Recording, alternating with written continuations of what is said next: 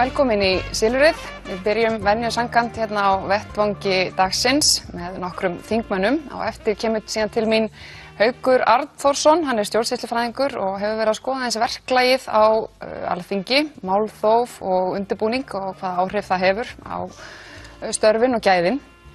Og síðan kemur til mín Bergur Ebbi Benediktsson, rithöfundur, sem var að senda frá sér bók þar sem hann að reyna að krjúfa samtímann, fara eins yfir áhrif samfélagsmiðla og sítengingar á sjálfsmyndan okkar og samfélagið. En við byrjum hérna vettvangi dagsins. Það komið til mín Andrés Ingi Jónsson frá Vinstri grænum, Halldóra Mogensen, Pírati, Pavel Bartósek frá Viðreisn og Silja Dögg Gunnarsdóttir frá Framsóknarflokknum. Velkomin. Takk.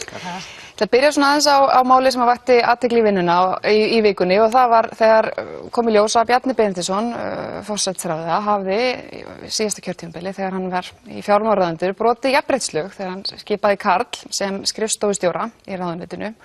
Og einn umsækjendana var talin jafnhæf og þessi karlmaður og að auki hallar töluvert á konur sem skrifstofustjóra í þessu ráðuneyti og held ég bara í ráðuneytunum yfir höfuð.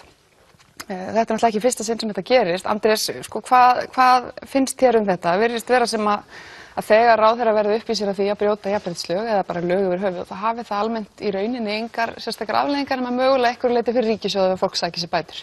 Þetta er náttúrulega mjög vandræðilegt að ráðherrar lendi í því að geta ekki fyllt lögum.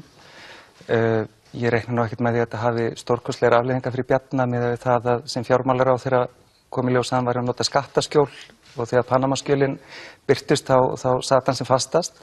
Þannig ég reikna nú ekki með að þessi lapsus hjá honum eigi eftir að valda honum miklum vandræðum. En maður spyr sig hvort að jafnréttislögin þurfi að hafa meira bit, hvort að stjórnvöld þurfi að fylgja úrskurðunum á einhvern hátt. Og eins og þú segir, þetta er í tengslum við fleiri lög. Umboðsmaður Alþingis er sífellt að setja ofan yfir stjórnsýsluna í ýmiss konar málum og afleiðingarnar virðast vera mjög litlar. Þannig að það er spurning hvernig er hægt að fylgja þessu eftir til þess að, aðalega til að þetta gerist ekki og síðan til að sé réttur hlutur þeirra sem er brotið á þegar þetta gerist. Halldóra, tekur þú undir þetta? Já, og svo líka bara, mér finnst þessi stjórnarandstöðuleikur þetta leikrit alltaf svo furðulegt að þegar þú ert í stjórnarandstöðu þá getur gagnrýnt endalaust ríkisstjórnina fyrir eitthvað og svo þegar kemur að þér að þá ferðu bara þvert á þína eigin sannfæringu. Þannig að nú þegar Bjarni Ben er að lenda í þessu að þá þarf ekkert að fara eftir þessu. Þetta er svo furðulegt hvernig það virðist, þú veist, hvort sem þú sérst að segja ósatt í pontu eða sérst að brjóta lög að þá hefur þetta engin áhrif. Og ég velti fyrir mér hvort það sé bara treyst á það að fólk hafi kannski muni eftir þessu viku og svo kemur upp eitthvað annað mál og þetta er bara gleymt og grafið.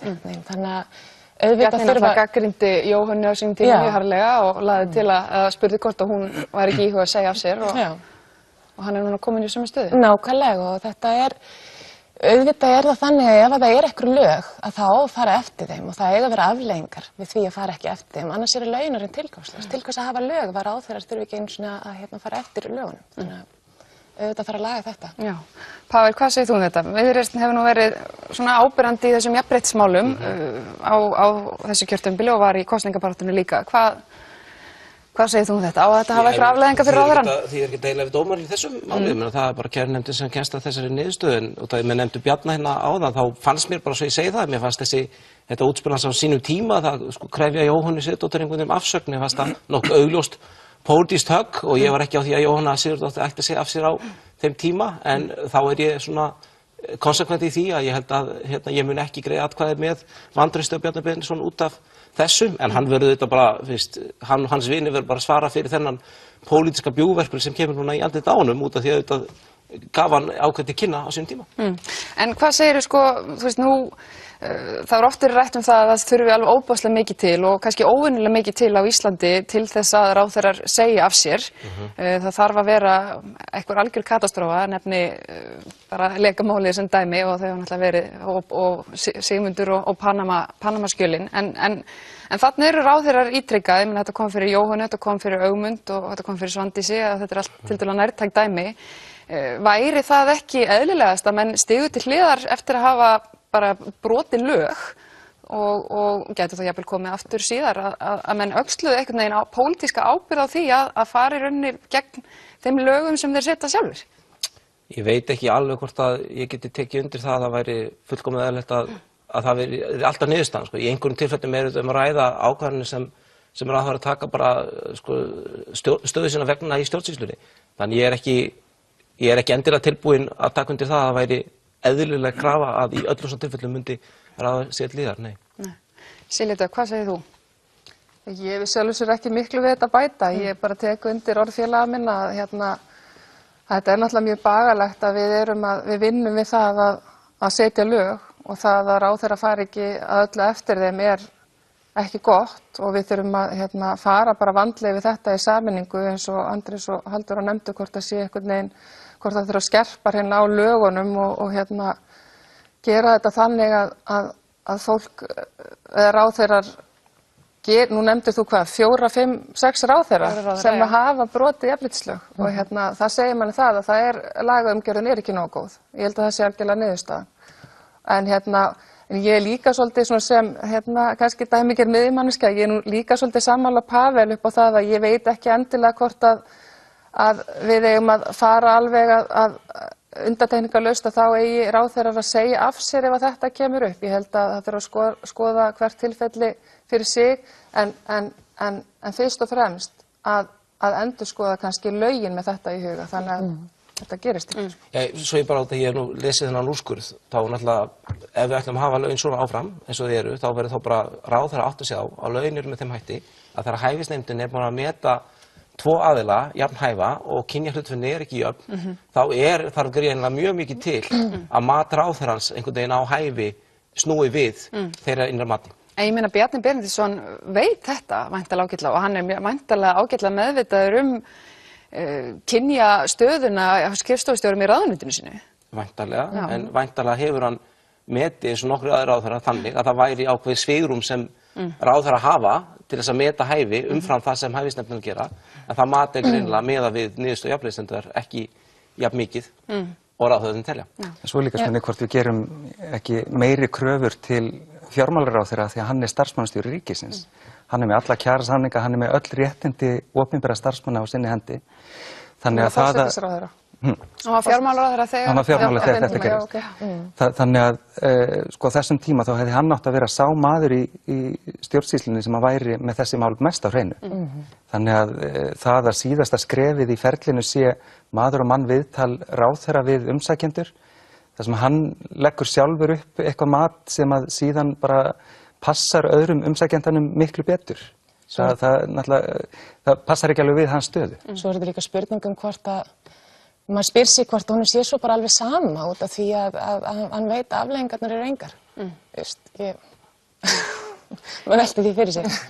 Þið farið við þetta. Það var annað sem að vakti töluverða athygli í vikunni og í rauninni fór allt bara á hliðina í þinginu og það voru fréttir af sameiningu eða því að verið að skoða í menntamálaráðuneytinu sameiningu Tækniskólans og Fjölbrautaskólans við Ármúla og það komið fram að það sé sjálfsögðu ekkert búið ákveðið þessum málum og þetta sé í rauninni bara til skoðunar eins og sagt er. Stjórnarandstaðan tók þetta óstindu upp að þurfa að lesa þetta í fréttum en ekki fá þetta frá ríkisstjórninni. Hvað er það sem að truflar ykkur helst, Andrés? Sko, ég á ennþá eftir að sjá fagleg eða rekstrarleg rök fyrir þessari ákvörðun ráðherra að láta skoða þessa 2 skóla sérstaklega. Það er talað að þurfa að styrkja starfsnám, það er talað að sé fækkun á nemendum í framhaldsskólum, þetta er allt satt og rétt. En við bregðumst ekki við þeirri stöðu með því að setja af stað athugun á 2 skólum af fleiri tugum skóla í landinu. Heldur hefði verið eðlilegra að ráðherrann settist niður og skoðaði landslægið eins og það er og myndi velja eftir það hvaða skóla væri vanlegast að skoða sameiningar á upp á það að ná fram faglegum og rekstrarlegum markmiðum. En það sem gerist hins vegar er að bara hann er rétt sestur í embætti þegar hann í febrúar felur þessum 2 skólastjórum að kanna möguleika á sameiningu. og ég fæ ekki séð annað en að það sé bara hans pólitíska ákvörðun, ekki endilega byggð á neinu faglegu mati. Ég meina það náttúrulega ýmislegt við þessu skóla sem einhverju leyti líkt. Það er sterkt starfsnám þarna, mikið af töluvert af eldri nemendum og svona fjölbreytt nemendasamsetning. Það svona kannski... Það alveg rétt, en það líka mjög ólíkt rekstrarform á þessu. Annar skólinn einkahlutafélag. Það hefði kannski verið einfaldara að skoða, við erum með skóla sem eins og FA eru með þessa blöndu á höfuðborgarsvæðinu, FB, Borgarholtsskóli, MK, þetta allt saman skólar með starfsbrautum sem að mætti skoða reka, þetta eru opinberi skóli sem var hægt að nota til að styrkja hvern annan. En í staðinn valin þessi leið að skoða hvort sé ekki hægt að einkavæða einn af öflugustu framhaldsskólum opinbera kerfisins, koma honum í hendur einkaaðila, sem að ég fæ ekki séð annað en að grafi bara undan kerfinu. Af því að FA hefur, eins og þú segir, sinnt eldri nemendum sérstaklega vel. Hann líka rómaður fyrir að taka á móti fólki sem hefur ekki rekist nógu vel í öðrum skólum og koma því í gegnum stúdentspróf. Hann að sinna alveg gríðarlega mikilvægu starfi og starfi sem að ég bara treysti ekki tækniskólanum endilega til að gera af sama krafti og FA gerir ef að hann fyrir að vera rekinn á einhverjum forsendum samtaka atvinnulífsins.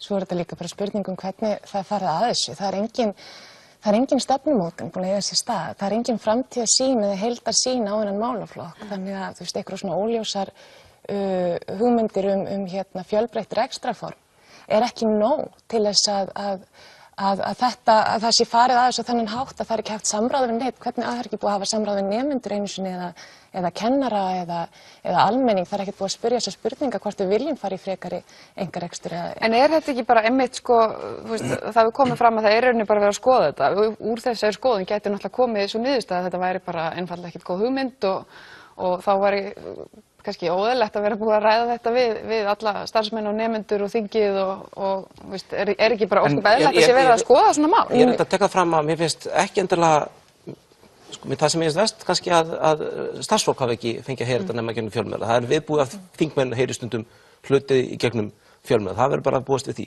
En persónulega, þá ég bara, ef ég á að skoða svona heildar umhverfi kringum þetta, þá ég til að jákvæður gegn þessar hugmyndar. Ef tökum tækniskólann sem dæmi, ég játa það, mér fannst það að vera að bræða saman þessa ólíku skóla sem inn í þann skóla komum fyrirfram. Þá var ég dálítið efins hvort þetta dæmi myndi ganga upp. Tækniskólinn hins vegar hefur verið að standa sig mjög vel á flestum þeim mælikvörðum sem hægt að meta námið á. Og ef ég á að skoða annars vegar tækniskólann og síðan FA, þá hef ég bara ástæðu til að vera tiltara bjartsýnn að þarna gæti orðið ansi öflugur menntaskóli út úr þessu samstarfi. Þannig að ég bara, rekstrarformin óháð. Þá finnst mér þetta bara full ástæða til að vera bjartsýnn að þetta geti verið góð ákvörðun út frá menntunarforsendum.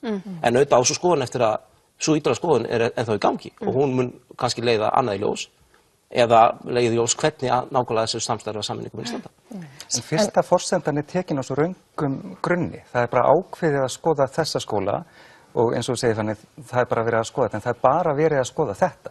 Það ekkert annað verið að skoða. Það ekki verið að skoða hvort að sameining FA og einhvers annars framhaldsskóla væri betri en að sameina eða að afhenda tækniskólanum. Það ekki verið að skoða hvort að Kvennaskólinn og MR sem báðir eiga við rekstrarvanda að stríða og eru hlið við hlið, hvort þeir gætu eins líkir og þeir eru sameinast. Það bara verið að skoða þessa tvo skóla og með því verið að styrkja einokunarstöðu tækniskólans sem nú þegar með allt iðnnám á höfuðborgarsvæðinu og þá afhenda honum til viðbótar allt heilbrigðisnám á framhaldsskólastigi. Það líka elur af sér vissi tortryggni þegar það farið á stað í svona án þess að sé nein heildarsýn, án þess að við sjáum ekki ramma í kringum nákvæmlega hvað stjórnvöld að hugsa í þessum málum og þegar það ekki búið að hafa neitt samráð við almenning og við erum þegar í þeirra aðstöðu að það mikið haft áhyggjur af frekari einkavæðingu innan heilbrigðiskerfisins og það meiri hluta þjóðarinnar sem gegn þessu og svo farið í svona aðgerðir án þess að tala við þingið eða að sé nein stefnumótun í kringum þetta. Mér finnst þannig að þetta er svona dálítið gerræðis ákvörðun ráðherra sem mér finnst það dálítið hrikalega í þessu. Mér finnst bara það með tala einkavæðing í þessu, það sé að tala að sé einhver vogunarsjóður að taka yfir, það eru fullt af stofnunum hér á landi sem eru eignir af einkalumfélagasamtökum með einhverjum móti.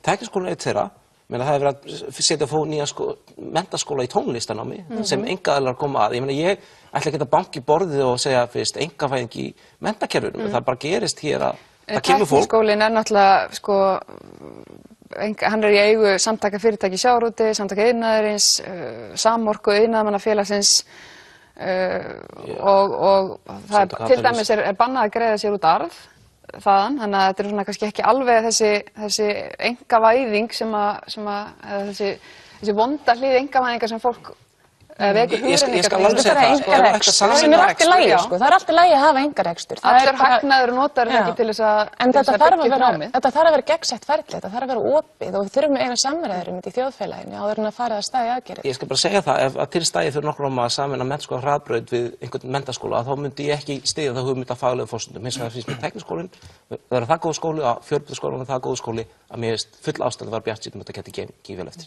Silja Dögg, voruð þið í Framsókn jafn ósátt og kollegarinnir hérna? Já, við gagnrýndum þessa aðalega aðferðafræði og ég segi það að einkarekstur ekkit endil í öllum tilfellum alls slæmur og við í Framsókn við erum hlynnt ólíku rekstrarformi og ég held að það sé nauðsynlegt að hafa valkosti og meta þá vandlega hverju sinni hvernig við náum bara bestum árangri. En aðferðafræðin, akkurat, ég tek undir það að hún var ekki góð og það kom fram í umræðum á þinginu eða í fundarstjórn forseta sem var náttúrulega fáránlegur vettvangur til þess að ræða þetta mál í sjálfu sér, að Fjölbrautaskóli við Ármúla, hann er mjög vel rekinn skóli. Þannig að maður spyr sig akkurat að og forsendunum og einn þingmaður nefndi nú þannig að hæstvirtur ráðherra væri nú að fara hann undir radar og tala kafbát og annað og það má kannski taka að einhverju leyti undir það vegna þess að þetta kom aftan að fólki og forsendurnar mjög óljósar og það var annað sem hefur komið fram sem skiptir líka miklu máli á fundum fjárlaganefndar sem ég á sæti í að fjármálaráð sem hefur svona faglega, hefur með höndum faglega umfjöllun fjármálastefnu ríkisins hverju sinni og fjármálastefnuna og gefa okkur ábendingar hvort það sé verið að fara eftir lögum opinber fjármál og fleira, að þau sögðu okkur það að auðvitað hefði þetta átt að koma fram í fjármálaáætlunni ef það var að fara af stað með hagræðingar, þar að segja sameiningar stofnana og annað við ríkisins, að þá eigi það að koma skýrt fram í fjármálaáætlun sem það gerir alls ekki og þetta er mjög gagnrýnivert, eitt og sér. Svo er líka talað það að þegar að það var fyrir 2 árum síðan stytt framhaldsskólanámið úr 4 árum niður í 3 ár, að þá fengu kennarar þau loforð að þeir myndu samt áfram fá sömu fjárveitingu inn í skólana. Að það myndi, þannig að þeir myndi í raun og veru að hafa meiri peninga til þess að spila úr og færri nemendur. Og þetta, svo er algjörlega verið að svíkja þetta núna og það sést í fjármálaáætlun að þeir eru að fara að minnka fjármagn til framhaldsskóla. Þannig að þetta er allt svona voða fyrirlegt hvernig fara þessu og ég held að það sé aðal gagnrýnin að það virðist að það er alltaf að læða inn einhverjum skonar breytingum á þess að segja það orðrétt. Út af því mögulega þá er vitað að það er bara ekki að almenningur myndi vera gegn þessu ef þetta er opinbert. Og það versta við þetta kom upp í þinginu líka núna fyrir áramótin fyrir helgina og ég held að Pavel geti tekið undir það að maður sá það greinilega á svip þingmanna Viðreisnar og Bjartrar framtíðar að þetta virtist koma mjög aftan að fólki og þess vegna væri kannski mjög áhugavert að vita, Pavel, voru stjórnarflokkarnir upplýstir fyrirfram að þetta stæði til eða voru við öll jafn hissa? Mér fannst þetta mjög furðuleg uppákoma. Já, ég hafði heyrt þessari ákvörðun skömmu, svona nokkrum dögum áður. Ekki ákvörðun, þessari ráðherra hafði tilkynnt mér að þetta væri í skoðun, já. Og ég var beðinn trúna hvað það var þar og ég hélt honum. Akkur í ósköpum er beðinn trúna? Af því að við erum núna í þessum fasa að fara yfir fjármálaáætlun til næstu 5 ára sem að svona í orði kveðnu á að setja langtíma stefnumörkun í fyrsta sæti þar sem að við sjáum bæði hvert horfir með opinber fjármál og líka bara með stefnu á hverju málasviði. Við Pavel sitjum saman í allsherjar- og menntamálanefnd þar sem að við fyrir 2 vikum fengum ráðherra og ráðuneyti á fund til að fara yfir þessa málaflokka. Þar talaði ráðherra einhverjum almennum orðum upp úr stefnu yfirlýsingu ríkisstjórnarinnar að þeir séu spennt fyrir því að vera með fjölbreytt rekstrarform í menntakerfinu. Það var ekki minnst orði á þetta konkrétt dæmi sem þó var búið að vera í gangi í 2-3 mánuði. og það að hálf nefndin hafi vitað af þessu á undan restina af nefndinni á sama tíma og við erum að vinna í þessu langtíma stefnumótunarverkefni saman, þykir mér alveg, mér þykir það eiginlega bara brjálæðislega gamaldags vinnulag. Já, þetta er bara svona lýsandi dæmi vanvirðinguna sem er fyrir þinginu og fyrir þingmönnum. Akkur getum við ekki unnið betur saman? Að þessi trúnaður þetta í staðinn fyrir að upplýsa alla þannig að við getum öll verið jafn upplýst þá vinnu sem er framöndan. Þeir sem hafa farið gegnum sameiningastofnana eða fyrirtækja, og ég hef alveg upplifað það að vera í fyrirtæki sem hefur gengið gegnum fjármögnun eða verið keypt upp, vita það að það ýmislegt í gangi hverju sinni og það er ekki endilega ástæða til þess að láta uppi allar hugmyndir sem kunna og kunna ekki verða veruleika.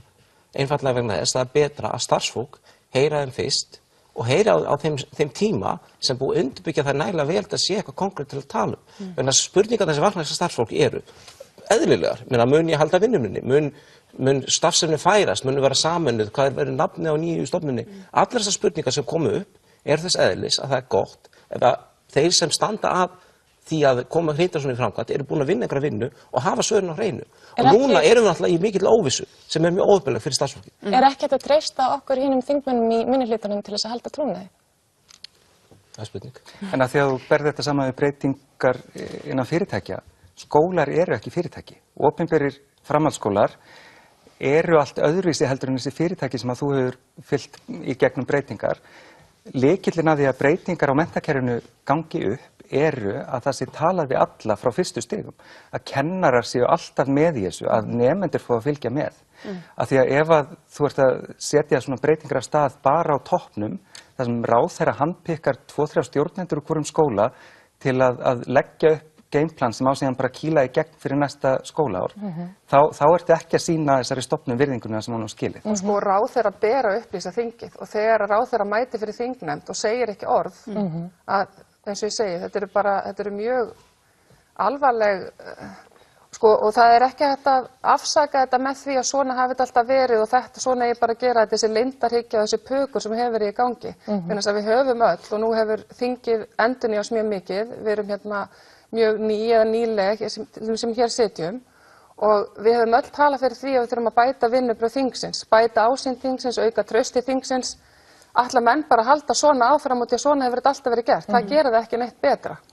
Mér langar að spyrja ykkur aðeins, sko, það hefur verið talað um það að þetta sé gert annars vegar til þess að efla starfsgreinar nám, sem að ég held að allir getur verið sammála um að sé mikil þörf á að gera bara í breyttum heimi, en að auki náttúrulega er mikil fækkun nemenda framundan, ekki aðeins vegna styttinga framhaldsskólans, heldur líka því að árgangurnir eru einfaldlega bara að minnka að minnsta kosti tímabundið sem eru að koma inn í framhaldsskólana. Hvað myndu þið gera sjálf í þessari stöðu? Það er augljóst að það þarf eitthvað að hagræða, jafnvel sameina. Hvað aðra lausnir en mögulega til þess einkarekstur leggið þið til? Sko, ef við ætlum að halda fast við þessa 3 ára styttingu niður í 3 ár sem síðasta ríkisstjórn setti á, þá væntanlega þarf að sameina einhverja skóla. En við gerum það ekki nema með því að meta hver þróunin er fyrirsjáanleg í hverjum skóla, hvernig við sjáum fyrir okkur að þið geti tekist á við breytingarnar. Af því að það sem við vitum til dæmis með Fjölbraut við Ármúla er að hann er einn af stærri framhaldsskólunum, hann hefur ekki verið rekinn með halla á undanförnum árum, hann er að skila faglega góðu starfi, þannig að ef við stöndum frammi fyrir því að framhaldsskólakerfið sé að veikjast og við þurfum að sameina skóla til að styrkja það, þá er FA ekki einn af veikuleikunum. Hann er eitt svo sterkastur. En þarf endilega alltaf að fara í veikuleikin? Er ekki alltaf í lagi að taka skóla sem eru sterkir á þessu sviði og gera það þá með einhverjum hætti ennþá betri ef það er það sem stendur til? Já, ef við erum að reyna að styrkja kerfi sem er að veikjast, þá gerum við það ekki með því að styrkja sterkustu hlekkina. Það getur samt alveg verið leiðin að styrkja sterkustleikinu, en það fyrst af hverju það einhvern veginn, spurning lítur bara að vera, munu þessi 2 skólar, ef þeir koma saman henn út, mun meðalnámið að jafnaði verða betra heldur en námið þessum skólum samanlagt. Og mér fannst að það hafi gengið upp með þeim skólum, svo ég sé bara hreinskilin. Þarna summa, svo stofnun er sterkari heldur en summa þeirra eininga sem að henni komu. En við erum ekki að skoða einingarna stakstætt heldur kerfið allt. Og það að taka Fjölbraut við Ármúla sem er sterkasti framhaldsskóli opinbera kerfisins og einkavæðan inn í tækniskólan, hvernig skilur það opinbera kerfi eftir? Er það til að styrkja kerfið? Ég held ekki. En talandi að styrkja kerfið, þá voða erfitt að vera að ákveða hvað væri besti leiðina til þess að fara þegar það algjör skortur á stefnumótun í þessum málaflokki. Það fyrsta skrefið og þar þarf að hafa samráð við alla aðila sem koma að þessu áður en við getum farið að pæla í því hvað hagræðing og hvað ekki. Ég meina, það viss hagræðing í því að hreinlega styrkja þetta og nýta þetta, til dæmis núna eru færri nemendur, hvernig væri þá að ýta undir að fleiri nemendur sem eru til þess 25 ára og eldri fari í nám? Þetta ekki tilvalið tækifæri til þess að bjóða frekar upp á það að eldri nemendur geta farið í nám og mögulega lausnin að setja meiri peninga í menntakerfið til þess að styrkja allt kerfið, frekar heldur en að skoða hagræðingu í svona skammtíma og skoða þetta til langstíma, en ég veit það ekki út af því að það vantar þessa stefnumörkun, við höfum ekki átt þessar samræður hver besta leiðin til þess að fara í menntakerfinu okkar, en það verið að fara eitthvað svona baktjaldaleiðir með þetta, út frá hugmyndafræði sem ekki opin, það ekki búið að opna samræðurnar í samfélaginu. Ég tek það fram, ég hef ekkert verið að tala mikið hagræðingu í þessum umræðum. Ég hef aðalega verið að nálgast þetta út frá hugmyndinni, hvort námið sem verður til verður betra. Ég get tekið sem dæmi að ég var á sinn tíma að kenna við Háskólann í Reykjavík og það kom upp umræða það að sameina þann skóla Háskóla Íslands. Og ég var einungis að hugsa sem starfsmaður þar hvort að sú sameining í heild sinni myndi bæta námið eða ekki, en ekki út frá því hvort ég einhvern veginn sæi fyrir sér magn einkareksturs versus annars reksturs í kerfinu myndi hækka eða lækka. Silja Dögg, eru þið fylgjandi frekari einkarekstri í menntakerfinu? Nei, en samkvæmt okkar stefnu í efnahagsmálum og þá eins og ég sagði áðan þá erum við ekki eindregið á móti einkarekstri bara í öllum myndum, en mér finnst bara eins og ég var að segja líka að það þurfi bara að skoða hvert tilfelli fyrir sig og eins og Halldóra bendir á að sjálfsögðu eigi að fara fram ítarlega greiningar til að byrja með og svo stefnumótun og markmið og hverju ætlum við að ná fram. Kortleggja þetta í heild sinni, við erum lítið land og þannig að það þarf að horfa á hlutina í samhengi og átta sig á hverju við ætlum að ná fram með þeim breytingu sem að fara verður í hverju sinni. En eins og ég segi, einkarekstur ekkert endilega slæmur. Hver það liggur ekki alveg ljóst fyrir hver stefna Pírata í þessu málum. Það eru margir þar innan flokk sem eru bara örgustu frjálshyggjumenn og svo sumir sem að vera hallast töluvert til vinstri. Eru Píratar hlindir eða á móti einkarekstri eða svona bara hipsum haps, sem maður segir? Ég held að það sem Píratar eru fyrst og fremst eru hlindir því að við svona ákvörðunartöku sem að hefur svona ofboðslega mikil áhrif á samfélagið að þá þurfi bara að spyrja almenning og Píratar eru bara hlindir því að spyrja almenning að þessu og svo niðurstaða sem kemur út úr því það sem sagt stefna Pírata. Bara spyrja almenning þá en fyrst og fremst þá verður að vera upplýst ákvörðunartaka og til þess að þessi upplýst ákvörðunartaka eigi sér stað og þá er þetta eins og Silja Dögg segir, þá þarf að fara fram greining, það þarf að fara fram stefnumótun og það þarf að vera gert í samráði við alla aðila sem koma að málinu og út frá því að þá er hægt að taka upplýsta ákvörðunartöku hver besta leiðin er að fara. Ég persónulega hef ekkert á móti einkareknum skólum. Dóttir mín er í einkareknum skóla. Það er bara þannig að í framhaldsskólum og í háskólum sem eru einkareknir að þá eru skólagjöldin hærri. Þannig að við þurfum að taka með upplýsta ákvörðun hversu mikinn einkarekstur við viljum hafa í menntakerfinu okkar.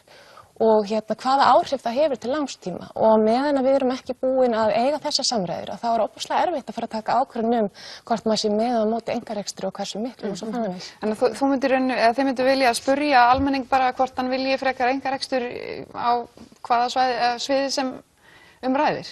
Já, út frá, en það verður þá að vera upplýst ákvörðunartaka, þannig að út frá því fyrst þurfum við að safna okkur upplýsingunum til þess að geta tekið.